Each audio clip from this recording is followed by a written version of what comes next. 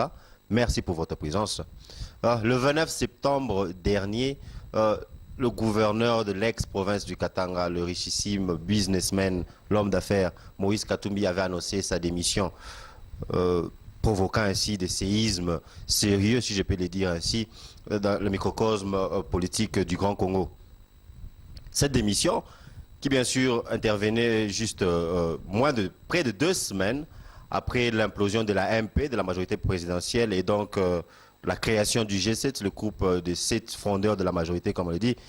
Cette démission a été accueillie avec plusieurs interprétations mixtes, pendant que pour certains c'était un acte de bravoure, pour d'autres cette démission ne relève que de l'opportunisme. Que ce soit dans la diaspora, que ce soit au Grand Congo, il y avait eu, comme je l'ai dit, des réactions mixtes. Et c'est comme ça que nous avons trouvé bon, vous savez, à Voice of Congo, on va toujours puiser l'information à la source, de recourir à l'interprétation avisée, si je peux le dire ainsi, d'un grand acteur politique, un grand analyste politique, le président du Parti nationaliste congolais. Il s'agit bien sûr du professeur Djemadari Kilele. Bonjour professeur. Bonjour et bon après-midi à toi et à tous tes téléspectateurs. Merci, merci. Évidemment, il fait déjà chaud, c'est l'après-midi ici à Johannesburg. Il faut le savoir que l'été a déjà commencé. Professeur, bien sûr, on sera centré sur la démission de M. Moïse. Vous le connaissez pas seulement comme acteur politique, mais vous avez aussi une relation plus ou moins privée, c'est-à-dire vous l'avez connu pas seulement dans la politique, dans les affaires et dans d'autres choses. Alors, quel est votre décryptage de cette démission, de cette situation? Bon, d'abord, je dois rectifier quelque chose. Je n'ai jamais fait des affaires avec Moïse Katumbi. Je le connais à distance. Hein. C'est un. De deux, feu Franco Luambo Makiadi,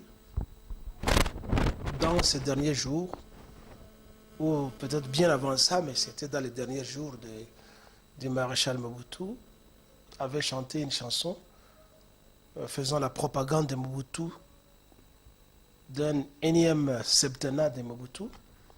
Il avait dit ceci: Comité central, Bokeba na bandoki, Etumba na bandoki, Esilite, etc.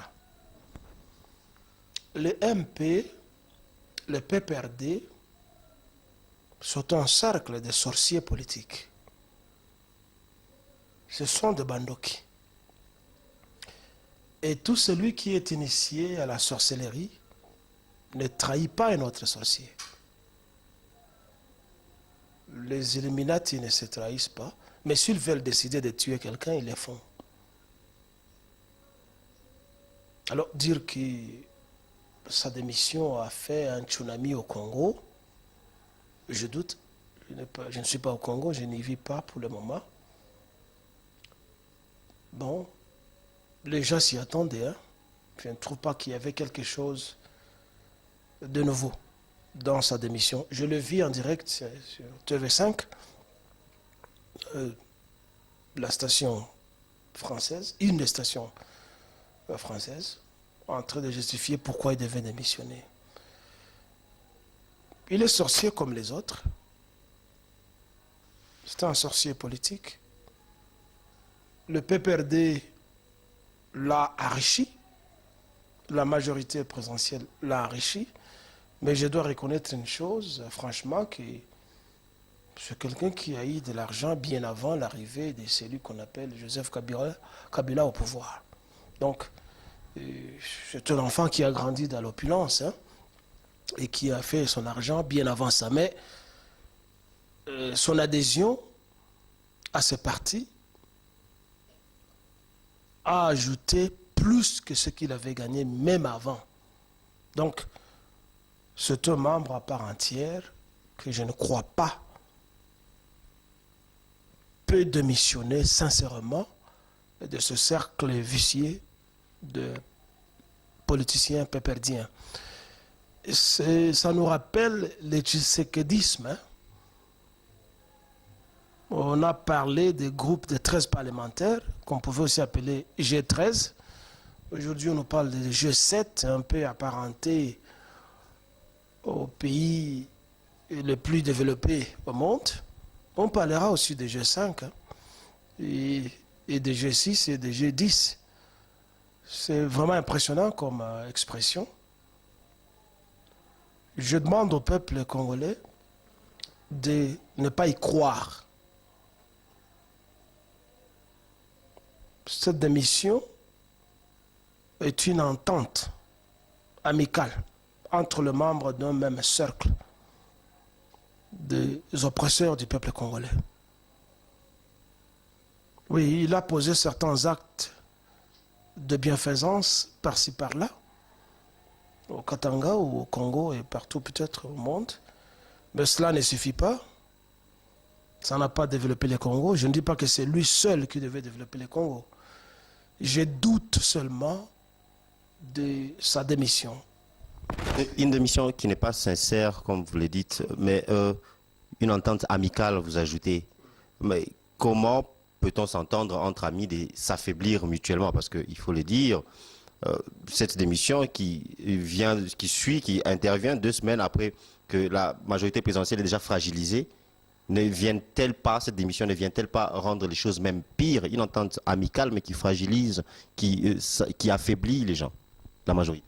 Qui vous a dit que Hippolyte Kajambere Kanambe est affaibli? Il n'est pas affaibli, il est le chouchou de la communauté internationale. Il n'est pas affaibli. Il est là parce qu'il a le soutien de la communauté internationale. Qui ne connaît pas qu'en Côte d'Ivoire, Ouattara est un dictateur et il n'est pas le choix du peuple. Mais il est là, il est président, et peut-être il va encore passer. Et il y a des exemples qui font les gens partout. Quand vous êtes l'élu de la communauté internationale, quoi que le peuple dise, vous ne valez rien.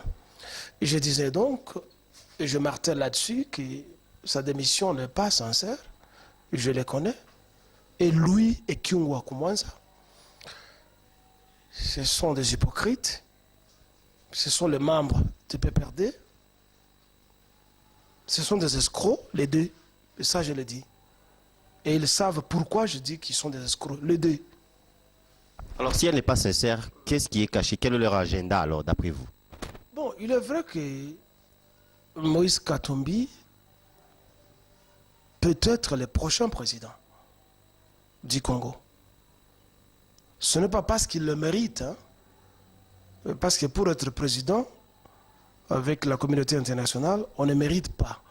On doit être choisi. Ça signifie on doit garantir le pillage d'un pays au travers des élections masquées et biaisées au détriment de la population locale.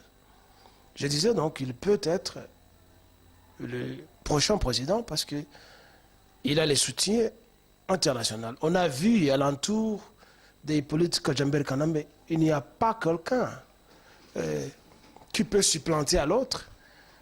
Kanambe, lui, a une position d'opulence, il a une position de popularité, il y a du populisme autour de lui.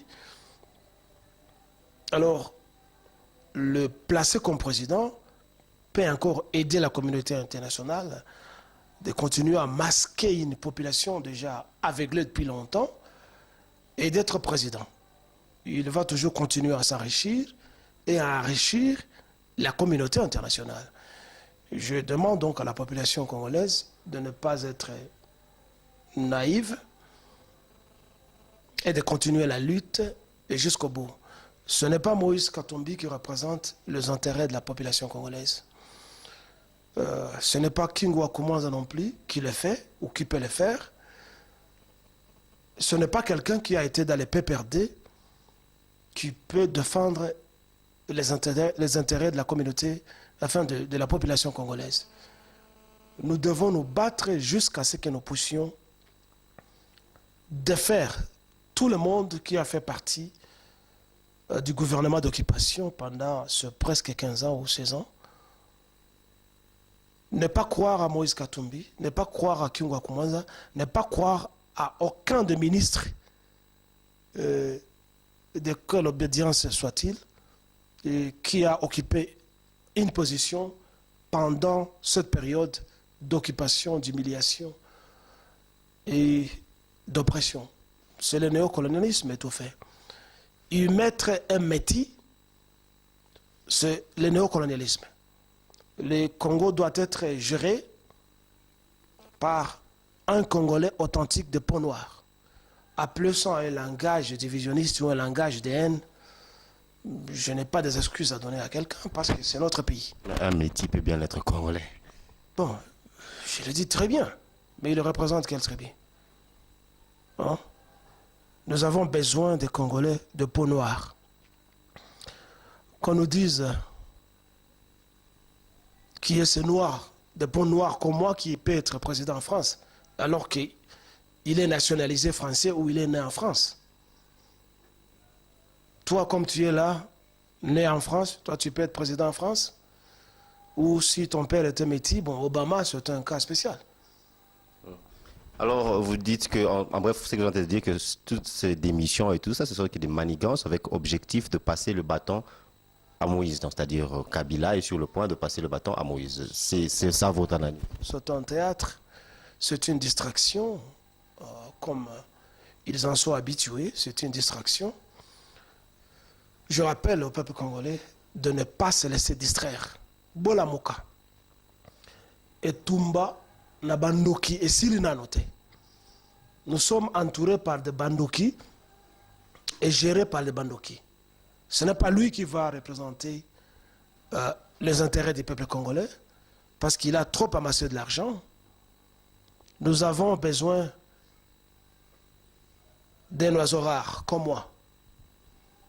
Nous avons besoin de quelqu'un qui n'a jamais participé au pillage des ressources congolaises.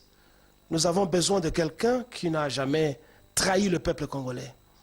Tout celui qui a travaillé dans les gouvernements de celui que vous appelez Joseph Kabila, autant traître, autant voleur, et ils n'ont pas de justification à nous donner. Mais professeur, comme beaucoup les savent, ceux qui vous suivent sûrement savent bien que vous êtes très fort en histoire. Et si on regarde bien l'histoire du Congo, on se rendra compte que des démissions en cascade, comme on en voit dernièrement, ici, sont un cas vraiment exceptionnel. C'est du jamais vu en RDC. Et on sait bien que le Congolais, c'est une personne, le politicien congolais est une personne qui a toujours comme objectif peut-être c'est-à-dire qui tient toujours à se faire de l'argent, c'est-à-dire de la position, avec des objectifs pécuniaires, si je peux dire ainsi, et voir des missions en cascade comme on le voit là, quelle que soit la manigance, quelle que soit l'astuce, qu'est-ce que soit ce qu'on est en train de faire, mais quand même pour une personne de quitter sa position de ministre, quitter sa position de rapporteur de l'Assemblée générale ou du Sénat, c'est pas quand même du théâtre facile. Oui, ce que vous dites, c'est une grande première parce que les Congolais ne démissionnent jamais.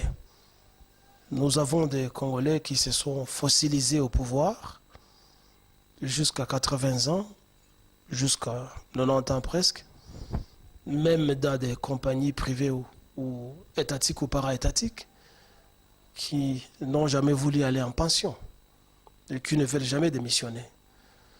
C'est de la comédie. Je n'y crois pas personnellement.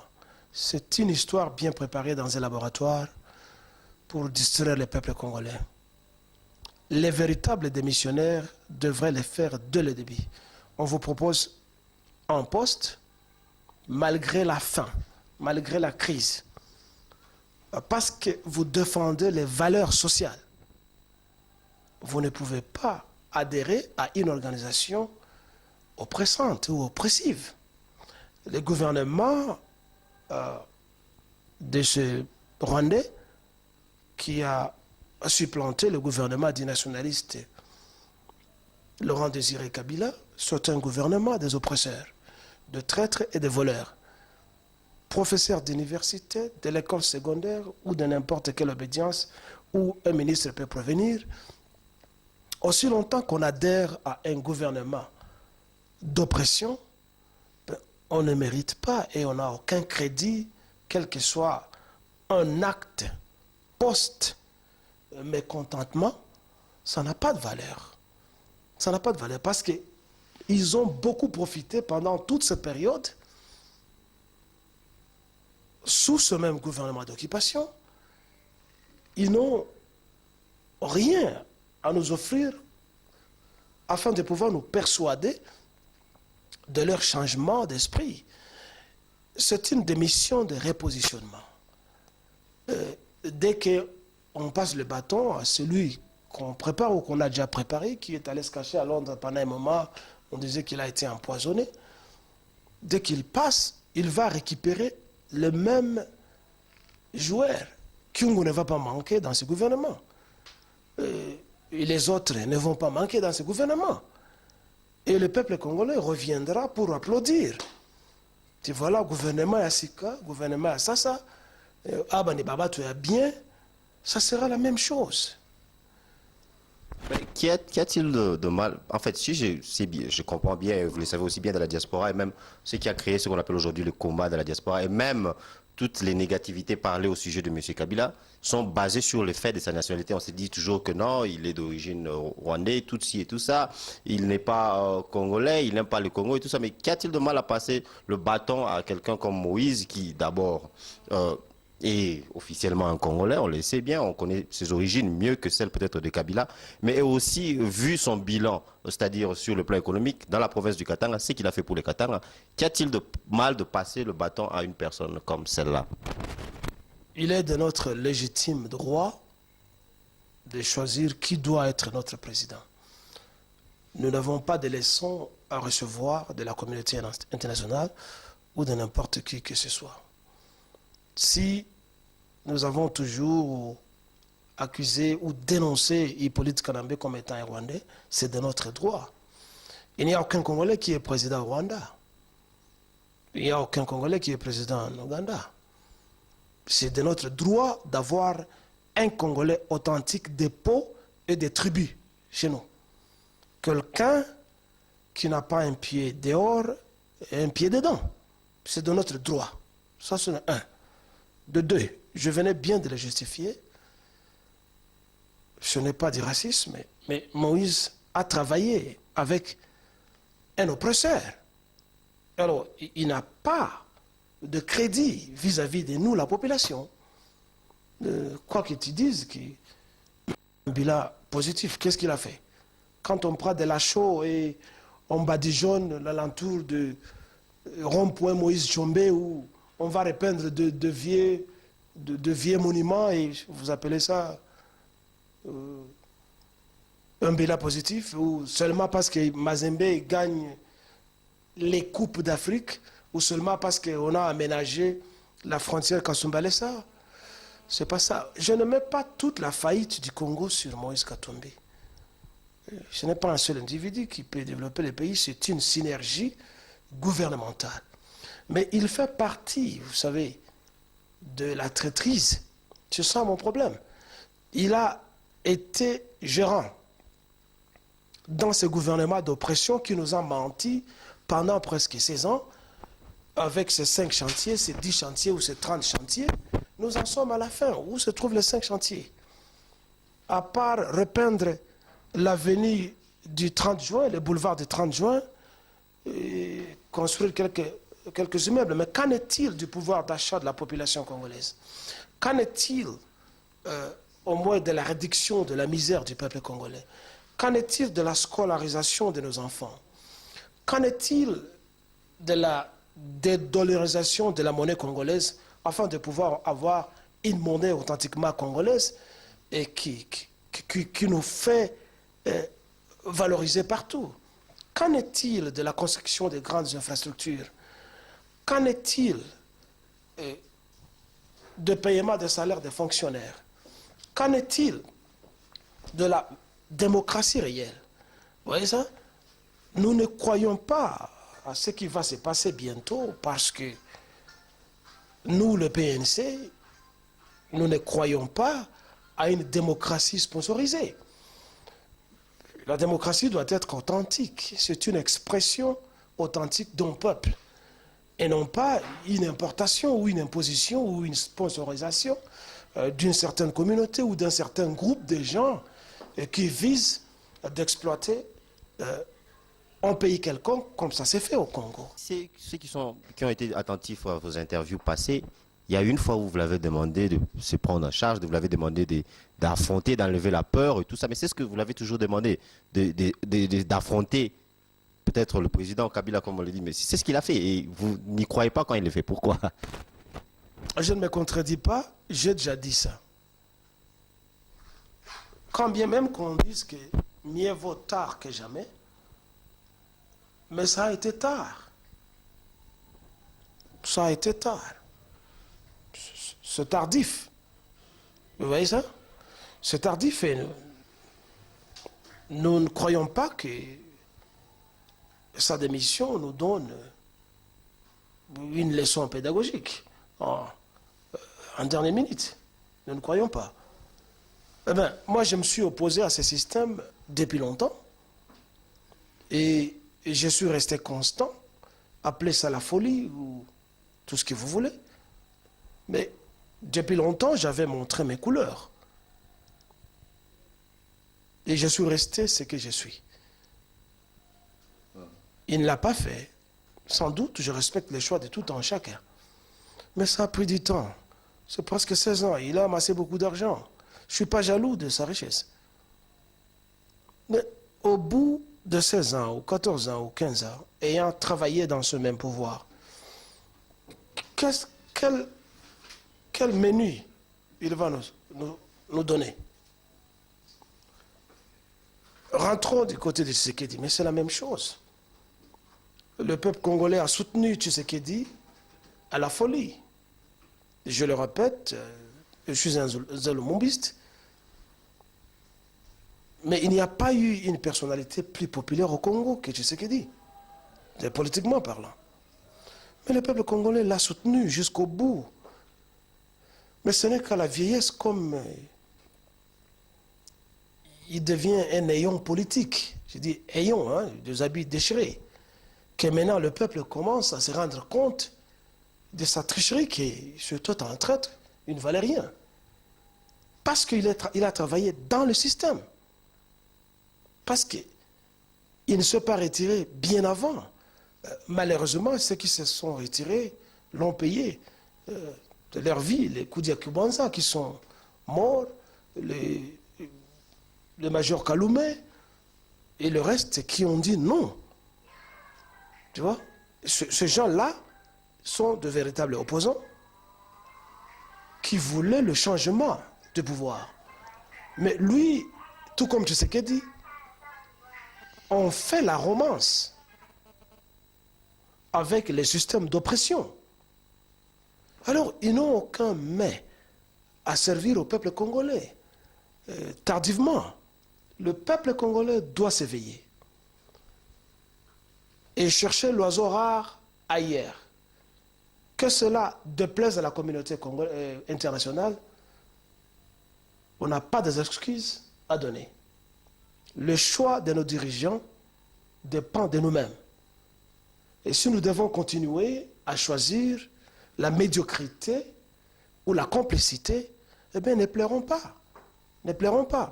Ce type, c'est un complice. Tous les ministres qui ont travaillé pendant cette période, après que Hippolyte Kajambere Kanambe ait assassiné Laurent Désiré Kabila, tous sont des hypocrites. Tous sont des traîtres. Et ils ne méritent aucune considération à pouvoir postuler à un poste, quel que soit présidentiel ou ministériel. Nous devons changer d'habit.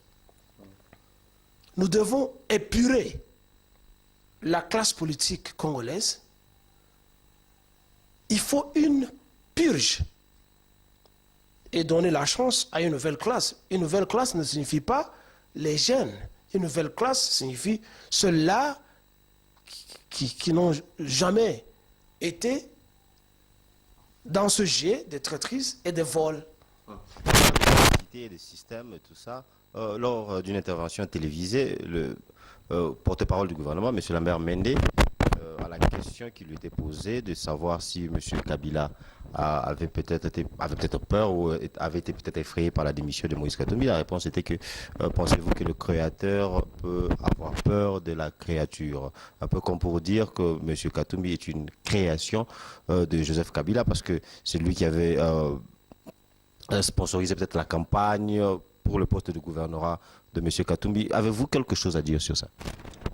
Bon, vous savez, Mende Malanga, c'est un malade mental. C'est quelqu'un qu'on doit amener dans un isoloir afin de pouvoir vérifier ce qui ne va pas dans son cerveau. Ben, mais quelque part, ce qu'il a dit est vrai. À tout seigneur, tout honneur, son analyse n'est pas fausse. Et ça rentre dans ce que je suis en train de dire. Le créateur ne peut pas avoir peur de sa créature. Oui, il y a des fois, la créature devient rebelle. Voyez ça. Je ne défends pas Moïse Katumbi là, mais je dis ce que Mende a dit est vrai. C'est Kanambe qui a fait celui-là. Les deux ont pillé la province du Katanga et le Congo. Ils se connaissent les deux. Croyez-vous qu'aujourd'hui, Hippolyte Kajamber Kanambe, qui a créé Katumbi, peut avoir peur de lui? Oubliez. Mende a raison. Ok, là c'est toujours avec le professeur Kilele qu'on est avec qui est en train bien sûr de décrypter l'évolution des choses au Grand Congo. Mais nous allons essayer un peu d'aller sur un plan plus international. Commençons d'abord sur le plan africain. Vous avez soutenu avec toute force, je peux dire ainsi, la révolution au Burkina Faso, c'est-à-dire qui avait conduit à la fuite de M. Blaise Compaoré. Et bien sûr, comme vous le savez bien, quelques semaines passées, il y avait une tentative de putsch contre ceux qui sont actuellement contre les autorités de la transition. Une tentative de putsch qui a bien sûr échoué à cause de la pression internationale, mais aussi de la pression interne. Il faut savoir qu'il y avait eu plusieurs manifestations violentes, ce qui a conduit bien sûr à l'échec de ce putsch. Avez-vous un mot à dire sur ce qui s'est passé au Burkina Faso? J'ai peur de la communauté internationale à cause de sa duplicité. Le général Gilbert Diendéré, c'est quelqu'un qui est très bien connu par tous les services d'intelligence des pays occidentaux. Au Burkina Faso, il y a, je peux dire, une petite base américaine. Et que dire des Français? Et que dire des Anglais? Tous les services d'intelligence des Occidentaux se trouvent là-bas. Et nos pays qui sont gérés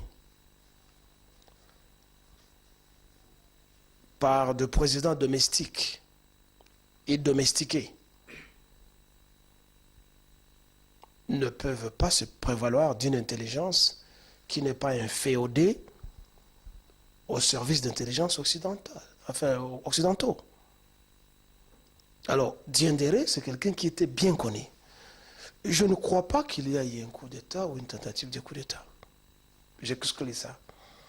Tout ça, ce sont des manœuvres de la communauté internationale, bousculer la population afin de pouvoir récupérer la situation quelque part. Il faut savoir que rien n'arrive au hasard. Rien, même les conditions atmosphériques dans le monde actuel, quels que soient les tsunamis, une éruption volcanique, rien n'arrive au hasard. Et avec le temps, vous apprendrez que les tsunamis, c'était une histoire provoquée. Il y a la nouvelle technologie qui peut provoquer des précipitations, des volcans et des inondations maritimes. Rien n'arrive au hasard.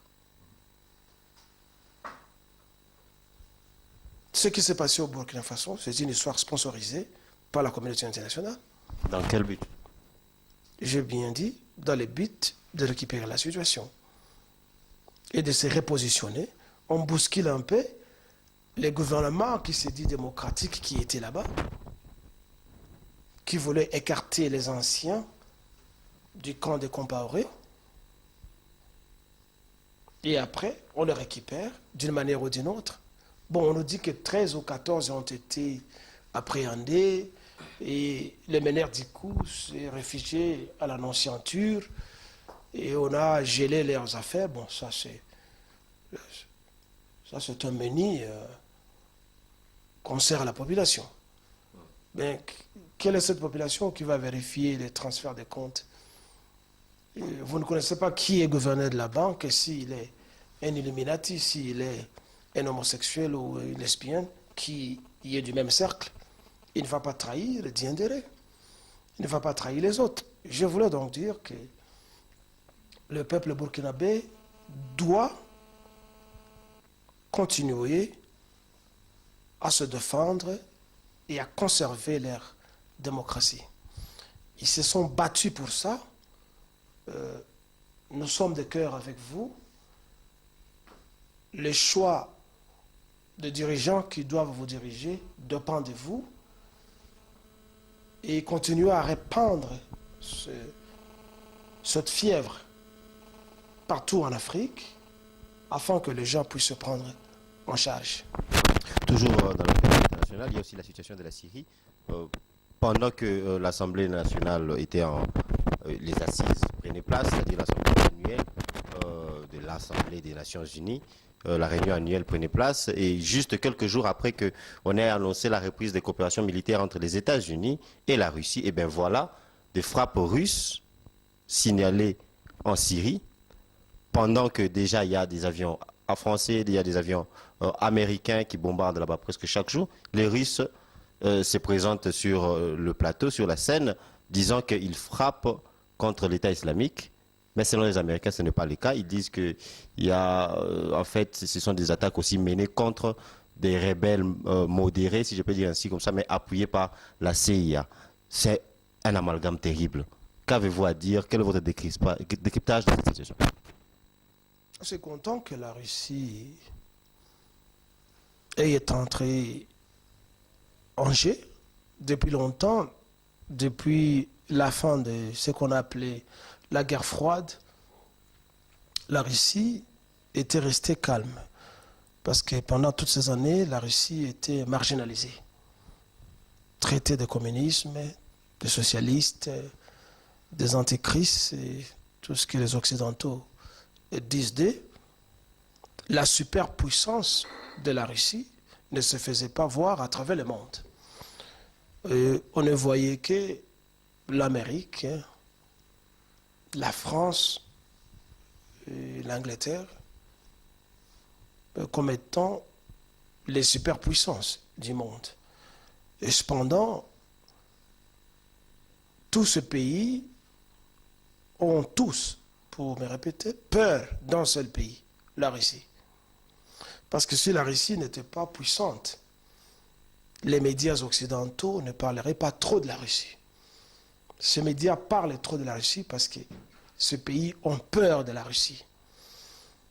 Et alors les Occidentaux se sont partagés le gâteau mondial et ils ne voulaient pas que d'autres pays puissent montrer de quoi est-ce qu'ils sont capables. La Russie donc a brisé le glas afin de pouvoir montrer au monde qu'elle aussi est puissante. Bon, dire qu'elle ne vise que les opposants modérés, vous appelez les opposants modérés? Il y a des CIA qui sont modérés, comme on le dit. Oui. Et c'est un aveu d'échec de la part des Occidentaux. Parce qu'il est bien connu que ce sont eux qui sponsorisent la rébellion. L'État islamique, c'est pas moi qui l'ai dit, est sponsorisé par les Américains. C'est la même Amérique qui avait sponsorisé les Moudjahidines qui se battaient contre les Russes en Afghanistan à l'époque de Osama Bin Laden. Osama Bin Laden, c'est un produit des Américains. Ce sont eux qui l'ont formé. Et ils ont formé beaucoup d'autres qu'ils ont appelés, après rébellion, des terroristes. Ce sont eux qui les ont formés. Ce n'est pas un monopole des Occidentaux d'administrer les semences sécuritaires à travers le monde. Tout pays est pris de la justice et de la paix et qui se sent puissant peut le faire. Bon, la guerre en Syrie a duré presque 5 ans. Nous sommes la 4e année. Mais ils n'ont pas été capables de déboulonner comment il s'appelle le président là? Ils n'ont pas été capables. Ils ont armé les islamistes. Mais l'armée loyaliste a prouvé le contraire. Mais c'est parce qu'ils se sont rendus compte de la puissance de l'armée syrienne soutenue par la Russie qui se sont dit, ben, essayons de nous coaliser avec la Russie. Mais c'est toujours une façon hypocrite. La Russie doit faire attention parce qu'il peut y avoir des échauffourées en l'air où les avions qui bombardent peuvent se mettre à se tirer sur eux. La Russie doit faire très attention. Et je ne pense pas que la Russie vise seulement les soi-disant opposants modérés. C'est faux. Ça, c'est le média occidental. Oui. Elle est en train de bombarder partout où il y a les États, où il y a ces voyous et ces bandits islamistes. Comment on va soutenir des bandits qui égorgent les gens? Mais à l'époque de la Syrie, même avant son père, mais la Syrie, c'était un pays moderne.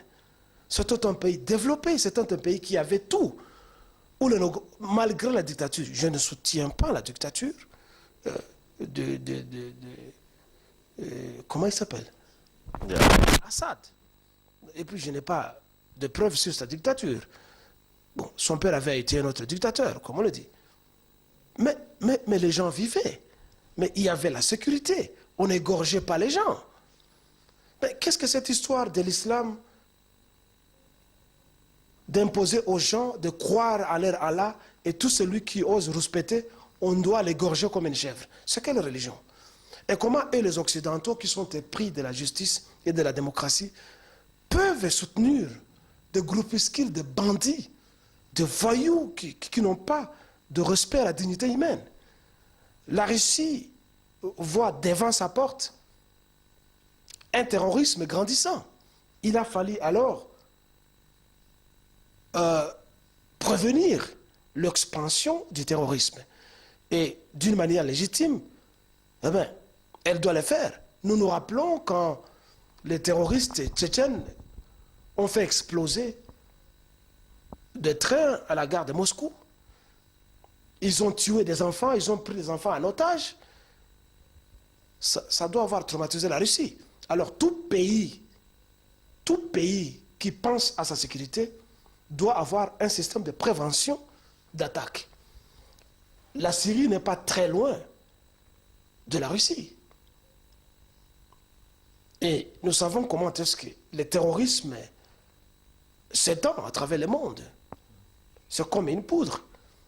Alors, ce mieux de prévenir ça, il n'y a que nous les Congolais qui rêvons, parce qu'on se dit Nzambé, Yezu, Akosa, les Sabiso. Nous ne prévoyons pas ce qui peut arriver. Ainsi, nous ne nous battons pas. Et nous finissons par être dominés. Donc, les Occidentaux ont tort. Et quand j'ai suivi le discours du président russe, Poutine, du haut de la tribune des Nations Unies, bon, j'ai été très content. Et je pense qu'il a pris la palme de toutes ces assises. C'est son discours qui a été un discours unifiant, réunifiant.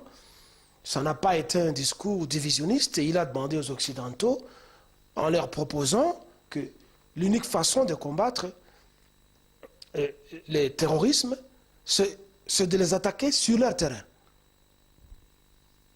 Et si aujourd'hui l'Amérique et la France commencent à les suivre, bon, c'est une bonne chose, parce que ce sont ces pays qui font la guerre partout. Voilà une bévue il n'y a pas longtemps En Afghanistan, l'aviation américaine a bombardé un hôpital, tuant des innocents. Les médecins sans frontières. Oui, tuant des innocents et des médecins, des scientistes et des gens qui soignent les gens. On les bombarde. Alors qu'ils se disent qu'ils ont une technologie de pointe, mais Dieu, ils ne peuvent pas voir qui sont là. Ils tuent des innocents. Mais ce sont ceux mêmes occidentaux qui sont venus tuer Kadhafi. Ce sont ceux mêmes occidentaux. La Russie n'était pas là. Ce sont eux qui sont venus égorger Kadhafi. Aujourd'hui, la Libye, qui était un pays développé, est réduite en poudre et en cendres. La démocratie qu'ils prétendent promouvoir, où est-elle en Libye? On n'avait jamais vu au monde de Libyens qui sont des réfugiés. Mais voilà, ils sont aujourd'hui des réfugiés. Mais sous la dictature, entre guillemets, de Kadhafi, mais ils avaient tout. Mais qu'est-ce que la démocratie leur a amené? La démocratie à l'occidentale. C'est la mort, c'est la misère, c'est la haine, c'est la pauvreté, c'est la division. Alors, le Parti national congolais ne croit pas à une démocratie sponsorisée parce que, comme nous l'avons toujours dit, que la démocratie sponsorisée, c'est une chanson de naïfs. Et nous ne voulons pas être des naïfs. Nous demandons à tous les Congolais de promouvoir une démocratie congolaise. Nous sommes des démocrates, nous les gens du PNC, mais nous pensons que cette démocratie doit être gagnée par les fers et la sueur contre toute occupation et toute oppression.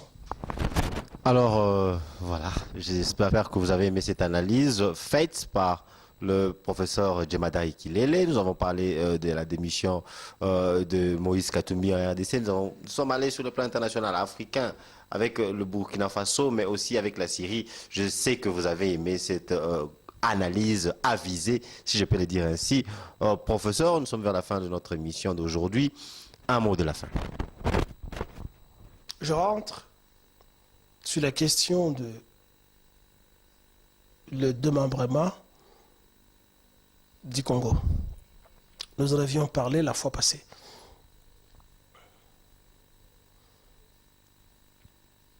Le peuple du Kivu, c'est un peuple martyr. Nous avons beaucoup souffert.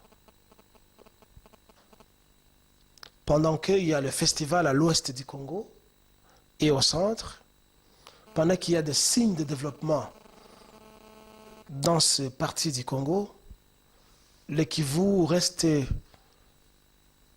relégué au calendrier grec, alors que la province produit beaucoup et regorge beaucoup de richesses. Si la situation continue, je demande aux Kivusiens, parce que nous allons commencer ces mouvements, de demander une sécession. Les États du monde ne sont pas encore terminés. Dimanche passé, le monde a vu naître un nouvel État en Espagne, l'État catalan.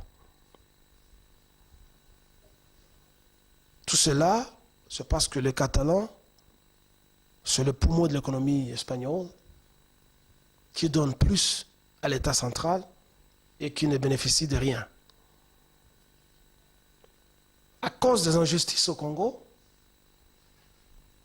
les Kivusiens qui sont devenus la marchepied du gouvernement congolais depuis Mobutu jusqu'à cette époque, je demande à tous les Kivusiens de se lever et d'être derrière moi pour demander un État. Le Kivu doit devenir un État à part entière. Et dans le Kivu, nous voulons promouvoir l'amour de tous les Kivusiens, exclus les occupants, les Rwandais. Oui, les Rwandais ont fait beaucoup d'enfants chez nous. Nous allons les intégrer. Mais il est de notre devoir d'identifier qui est Kivoussien d'origine et qui ne l'est pas. Qui est Kivoussien cloné et qui ne l'est pas. Les enfants qu'ils ont fait chez nous, ce sont des enfants clonés, biologiquement. Nous ne devons pas avoir peur de quelque chose. Et si certains parmi nous au Kivu continuent à s'allier avec les Rwandais, le Kivu va exploser. Nous, les Barega, nous allons déclarer unilatéralement la création d'un État. Parce que nous n'avons pas eu une province. Cependant, nous sommes la majorité au Kivu.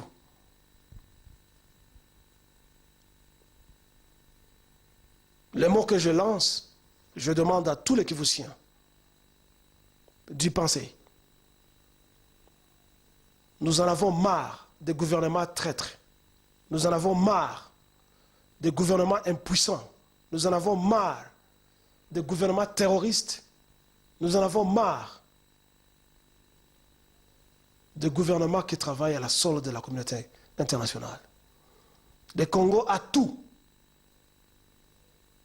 qui peut faire de lui une superpuissance et non pas un pays domestiqué par une clique de voraces et de voleurs.